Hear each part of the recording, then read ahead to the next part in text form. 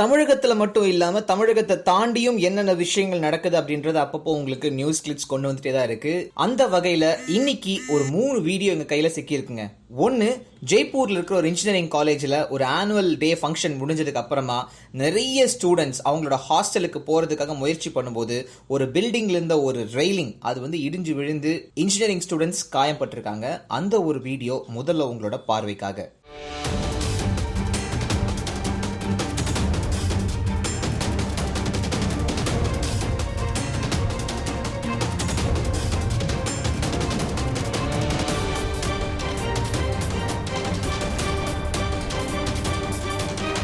அடுத்தது, அலகாபாத்ல ஒரு ஜுவல்லரி ஷாப்ல நடந்த லைவ் ராபரின்னு சொல்லலாம். அதாவது அந்த ஒரு நகைக்கடையோட பூட்டெல்லாம் உடைச்சு உள்ள நகை பணம் எல்லாத்தையுமே திருடிட்டு திருடர்கள் தப்பிச்சிட்டாங்க. இந்த விஷயம் எல்லாமே அந்த சிசிடிவி கேமரால பதிஞ்சிருக்கு. ஆனா பாருங்க, அவங்க போனதுக்கு அப்புறம் தான் அலாரமே அடிச்சிருக்கு. அதுக்கப்புறம் தான் போலீஸும் வந்திருக்காங்க. இது சம்பந்தமா போலீஸ்லயும் ஒரு கம்ப்ளைண்ட் கொடுக்கப்பட்டிருக்கு.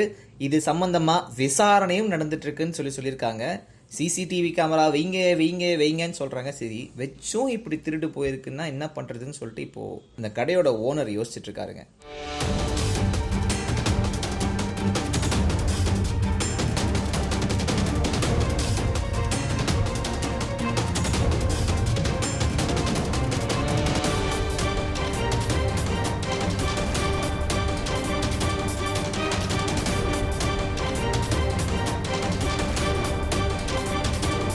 அடுத்ததா, ஆந்திர பிரதேஷ்ல கிருஷ்ணா டிஸ்ட்ரிக்ட்ல ஒரு ஃபிளைஓவர்ல இருந்து பஸ் கீழே விழுந்ததுல 6 பேர் இறந்து போயிருக்காங்க, 11 பேர் காயம்பட்டிருக்காங்க சார். காயம்பட்ட எல்லாத்தையுமே நந்திகாமா கவர்மெண்ட் ஹாஸ்பிட்டலுக்கு கொண்டு போயிருக்காங்க.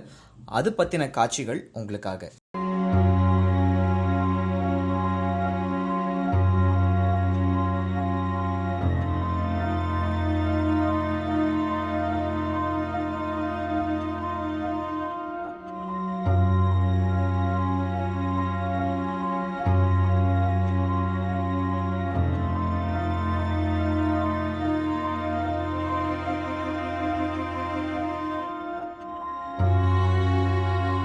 மனசாட்சி இல்லாமல் அவன் பாட்டுக்கு நான் வந்துட்டான்ட்டு. நேற்று வரைக்கும் நீ எங்கே இருந்த?